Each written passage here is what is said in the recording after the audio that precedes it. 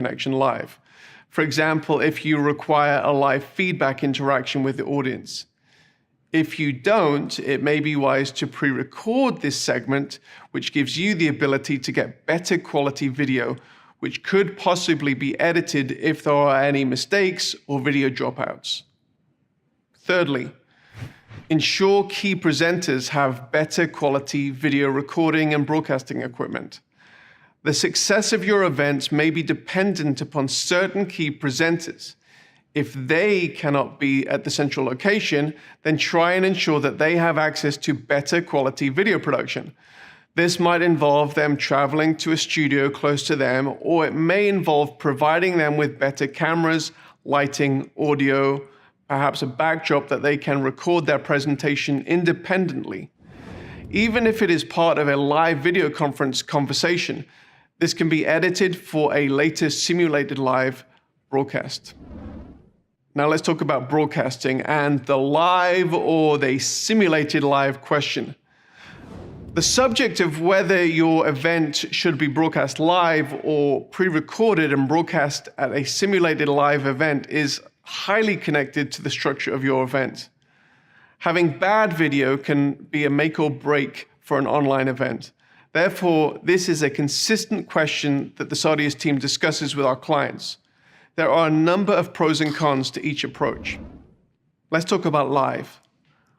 But it is these very limitations that make live events popular. It creates a psychological buzz, it results in bigger audiences, and it creates the ability to create finances through mechanisms like pay-per-view. You only have to look at the audiences for live sporting events to realize that there is a massive benefit in watching live versus the simulated live broadcast several hours later. Now, even outside of the sporting realm, live broadcasts have a certain cachet that results in bigger audiences, and despite the inherent risks involved, which we'll talk about, they give you some opportunities that are not available with simulated live or video on demand. These largely boil down to live audience engagement. And this includes interaction with questions from the audience who are posting in chat or via video conferencing, the ability to poll or to ask your audience questions and get in-the-moment responses. The risks connected to live broadcasting are related to two main factors. The first of these is the unpredictable and complex nature of an event schedule, which can mean a much bigger production budget to ensure that there are no errors in the broadcast. Secondly, the reliability of your broadcast setup, which may include all your video conferencing connections, but it's mainly related to your video streaming encoding solution and your internet connection. While Sardius can and does work with many encoding solutions, there are a few that we recommend depending on the nature of your event. These include Resi, Haivision, Telestream, and a few more that we can talk about. If you're unfamiliar with the world of web streaming, it may be advisable for Sardius to handle the streaming portion of your event. For one-off events, we will typically use Resi as our live streaming partner due to the resilience of their streaming protocol in many event situations. One of the most frustrating possibilities in a live streamed event is the audience having to deal with buffering issues.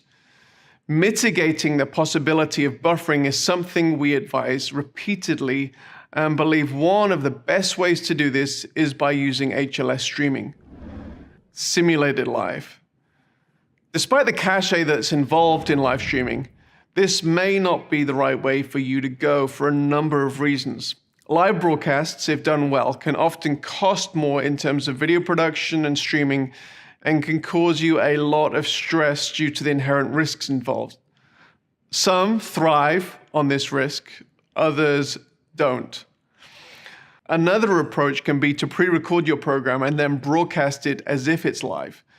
This is often called a simulated or sim live broadcast. If you are not interacting live with your audience, and there is no difference between what your live broadcast would look like and a broadcast that is pre-recorded, there are a number of benefits. Added to the reduced risk and potentially reduced cost, it also gives you an opportunity to broadcast at times that are convenient for your audience across different times of the day and even different time zones. Simulated live broadcasts also give your presenters an ability to interact in real time with the audience within the chat window, which can actually make an extremely compelling experience. They are presenting by video, but they are responding in real time in chat. Let's talk about copyrights for a moment. It's important in building your event that you have the correct permissions to broadcast the content your schedule dictates to your audience for the duration of the time that you wish to broadcast. This means it's important, if you intend to live broadcast and keep the archive of the session afterwards, that you have the correct permissions of the on-camera individuals. If you're broadcasting music, it's important that you obtain the correct performance and broadcast permissions ahead of time. If you need help navigating this, you can talk with your VOD's event manager who can point you in the right direction. Let's talk about user interface features for a moment. Every organization has internal language, behaviors, assumptions, and personalities. Operating within an organization for an extended period can blind you to such internalized communication. Yet this can be confusing to visitors and new attendees to your event.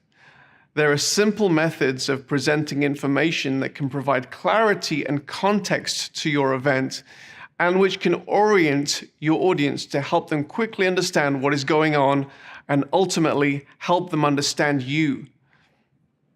These components include bios. Who is presenting now? Why should I listen to them? How can I connect with them through social links and other web calls to action? And how does their inclusion in the event add to the overall purpose of the event? VOD typically recommends you include headshots, bios, and links to your presenters. And we can provide the total list of presenters or pop-out modals, which will change throughout the event as your presenters on stage change. Secondly, the schedule. Providing a clear schedule for the event is a must. We typically do this two ways, with an at-a-glance approach as well as providing an interactive timeline under the main video player, which progresses throughout the event and gives the ability for the audience to see where they are at within the context of the whole event. Calls to action, or CTAs, are highly related to your main purpose and the metrics of success for your event. These should generally be decided ahead of time. You shouldn't overload your audience with CTAs, but they are super helpful in being clear with your audience about what you would like them to do, so don't leave them out. And once they're determined, you can include them in many parts of the event and the event platform, from presentations in the main session, to linked overlays, to handouts, to things in the chat window. However, within the main watch experience, this might take the form of prominent text, graphics leading to a landing page, which can help your audience respond in an appropriate manner. So these are just some of the things that you need to think about as you create a clear, effective production of your online event. Let's go through the checklist.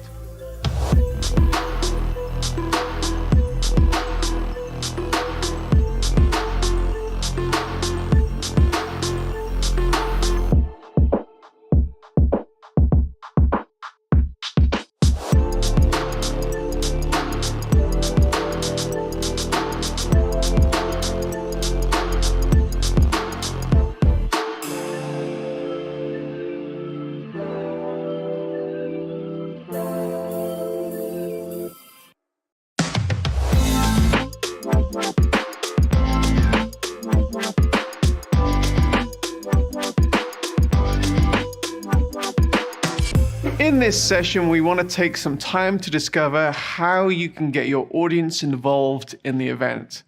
After all, this is one of the reasons to use a customized online platform. Providing customized communication opportunities throughout the event, both from you to the attendees, between the attendees, and from the attendees back to you, is highly desirable to keep audience engagement high and for everyone to achieve the objectives they have throughout the event. Sardius provides a number of options for these purposes. Firstly, moderated chat and watch parties. Providing your audience with the ability to chat as a group or as a smaller geographic or affinity-based watch parties has become an expected feature in recent years. We've already mentioned the pitfalls of having too many attendees in a chat window and the rationale for watch parties. However, to get the most out of this feature, it's helpful to think intentionally about how you would like attendees to interact, rather than allowing the unmoderated Wild West, unproductive, and sometimes downright nasty comment sections many will intentionally avoid, or some websites. And for your comfort, because we provide moderated chat, we both flag and mute offensive language and provide moderators the ability to mute trolls so that they can continue their trolling behavior to their heart's content, oblivious to the fact that they have been placed in a cone of silence. We believe intentional chat includes the following. Firstly, using presenters, pastors, subject matter experts as moderators. This gives the presenter the ability to guide the conversation and ask and answer specific questions. Secondly, guided conversation. You've hopefully already figured out the why of your event. Chat used effectively can forward these goals. If you're in a watch party with an affinity group with a subject matter expert moderating, this can be an opportunity for an enriching conversation. It's even an opportunity to network in a way that is more natural around mutual interests versus awkward, cold, open conversations. It may be that from such a productive chat that the moderator decides to open up a video conference room and the group can continue the conversation in a face-to-face setting. Direct messaging with the moderator. We'll address attendee-to-attendee networking later on, but one option that has proved effective is for private direct messaging to the moderator for a number of reasons. It may be that the moderator or the on-screen presenter has asked for questions, and this can be facilitated through the direct messaging feature. It may also be that the attendee has a private counseling or prayer needs that the moderator can take offline with the attendee. Sardius generally provides moderated training as part of our bespoke events, as we believe in the potential of this tool if used correctly. Other tabs and integrations in the sidebar. While much interaction can happen around the chat between the attendees and the event host, the sidebar is a critical area of event interaction that is not limited to simply chat. Different tabs on the sidebar can add different types of interaction depending on the type of meeting that you're hosting. Examples of other tabs that we've done might be an integration with an online Bible, might be notes for church meetings, might be a giving portal. We've even done a kind of a cool retro game that we've included in there for when people are kind of bored. We put this Pong game there. But there's many other things that we can do. Polls and trivia is a crucial area in that area that we've built out. These are just a few ideas, but try us out and see how else you can interact with your audience and bring value to your event. Downloadable content. Conferences are a great place to point people to buy other content through commerce links and integrations. However, many want to give conference attendees other accompanying materials that complement the different sessions of the conference. So these might be ebooks or handouts that highlight certain training topics. They may be other audio or video content that take the attendee deeper into a certain topic that communicates added value to the attendee who's at the event and can be delivered as part of the platform rather than the presenter simply referencing the resource but not giving the audience an easy on-ramp to actually access the content. Typically, we have that around the video window, so it's an easy click to download that content. Polls and trivia. One of the benefits of live broadcasting your event is the ability to directly engage with the audience in real time.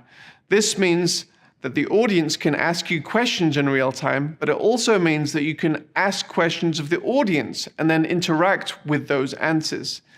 This may be through traditionally polling on issues that are important to your mission, or it may even be through trivia competitions where there is a prize at stake. Keeping your audience on their toes through a degree of gamification may not be the worst idea in the world. Overlays. In many event scenarios, it's helpful to include a degree of video graphics over the video. This might be lower thirds describing who is speaking now. It might be a logo placed at the top corner of the video. It might be a call to action for giving campaign. It might be a call to buy a product, the latest book of the speaker. While it looks good to include these graphics, it's also helpful if such overlays can include a hyperlink to the specific call to action that is being highlighted at that particular moment. The Saudi's platform offers the event producer the ability to schedule such hyperlinked overlays or simply to trigger them in the moment when the call to action is happening. Even if the trigger is spontaneous, such overlays need forward planning and creating so that the presentation can be seamless. In some events, you may have already created custom animated graphics that are already embedded within the video. It's still possible to make such graphics interactive by creating transparent hyperlinks to place over the in-video graphics. So these are just a few of the ideas of how you can get this interactivity between your audience, yourself, and between your audience. We'll cover networking in a future session, but let's go over the checklist now.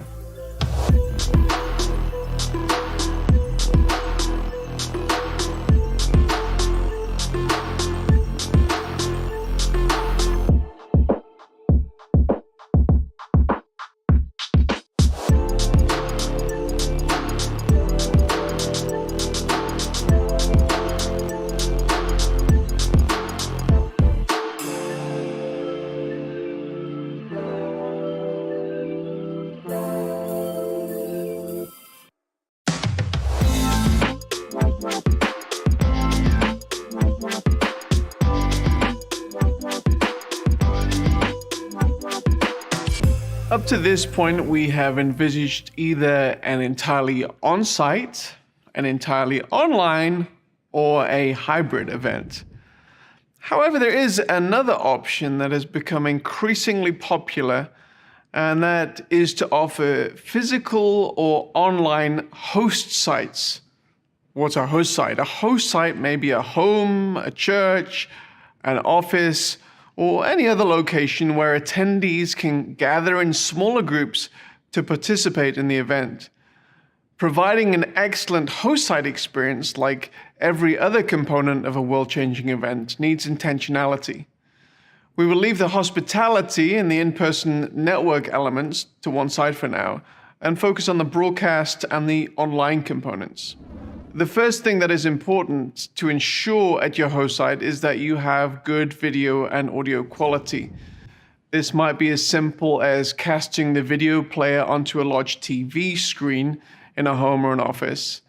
If you are projecting onto screens in a larger church building, let's say, it is advisable to ensure the picture quality is good enough and that the audio and the video are correctly synced before the event.